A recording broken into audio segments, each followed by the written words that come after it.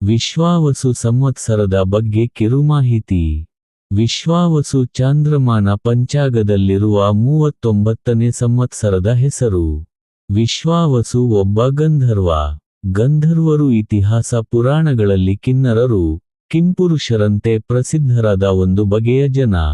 ಇವರನ್ನು ದೇವಯೋನಿಗಳು, ದೇವಗಾಯಕರು, ದೇವಿ ಮೂಲವುಳ್ಳವರು ಎಂದು ಕರೆಯುತ್ತಾರೆ. ಗಂಧರ್ವ ಶಬ್ದ ಋಗ್ವೇದದಲ್ಲಿ ಹಲವೆಡೆಗಳಲ್ಲಿ ಬರುತ್ತದೆ. ಅದರ ಪ್ರಕಾರ ವಿಶ್ವಾವಸು ಅಲ್ಲಿನ ಗಂಧರ್ವ.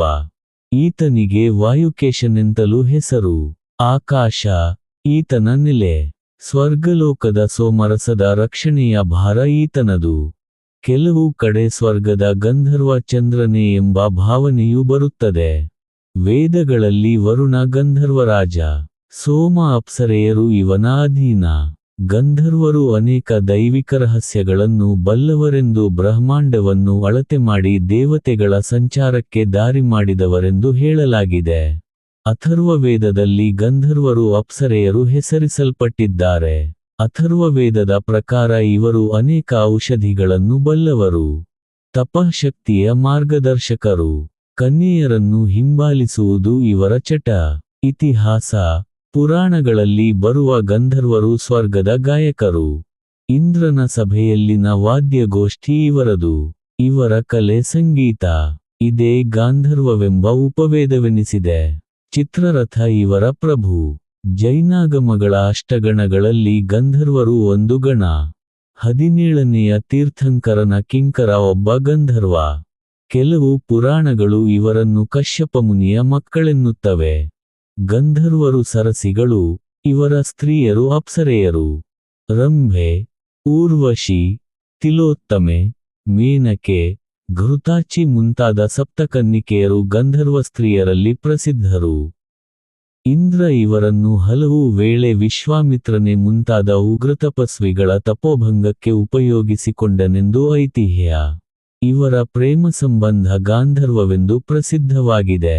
ಆದ್ದರಿಂದಲೇ ತಾಯಿ ತಂದೆಯರ ಅಥವಾ ನೆಂಟರಿಷ್ಟರ ಮಧ್ಯಸ್ಥಿಕೆ ಇಲ್ಲದೆ ಪ್ರೇಮವೇ ಬುನಾದಿಯಾಗಿ ಆಗುವ ವಿವಾಹ ಸಂಬಂಧವನ್ನು ಗಾಂಧರ್ವ ಎಂದು ಮನುಸ್ಮೃತ್ಯಾದಿಗಳು ವಿವರಿಸುತ್ತವೆ.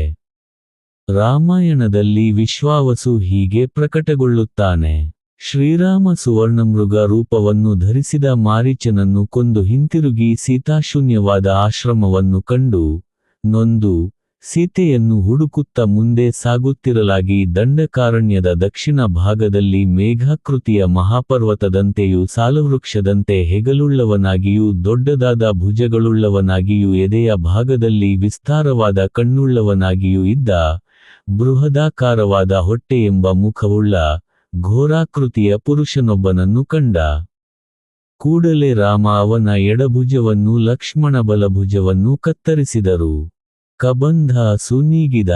ಒಡನೆಯೇ ಅವನ ದೇಹದಿಂದ ದಿವ್ಯಾಕೃತಿಯ ಪುರುಷನೊಬ್ಬ ಹೊರಬಂದು ಅಂತರಿಕ್ಷದಲ್ಲಿ ಸೂರ್ಯನಂತೆ ಜ್ವಲಿಸುತ್ತ ನಿಂತು, ಹಿಂದೆ ವಿಶ್ವಾವಸುವೆಂಬ ಗಂಧರ್ವನಾದ ತನಗೆ ಸ್ಥೂಲಶಿರನೆಂಬ ಮುನಿಯ ಶಾಪದಿಂದ ರಾಕ್ಷಸ ಸ್ವರೂಪ ಬಂದುದನ್ನು ರಾಮಾದಿಗಳಿಂದ ಶಾಪವಿಮೋಚನೆಯಾದುದನ್ನು ತಿಳಿಸಿ, ರಾವಣ ಸೀತೆಯನ್ನು ಕದ್ದೊಯ್ದು ಲಂಕಾಪುರಿಯಲ್ಲಿ ಇಟ್ಟಿರುವನೆಂದು ಸಮಾನ ವ್ಯಸನಿಯಾದ ಸುಗ್ರೀವನಿಂದ ಸೀತಾಪ್ರಾಪ್ತಿಗೆ ಬೇಕಾದ ಅನುಕೂಲವೆಲ್ಲ ದೊರಕುವುದೆಂದು ತಿಳಿಸಿ ಅದೃಶ್ಯನಾದ.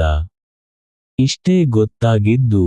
ಇನ್ನೇನಾದ್ರೂ ಇದ್ರೆ ಕಮೆಂಟ್ ಮಾಡಿ. ಧನ್ಯವಾದಗಳು.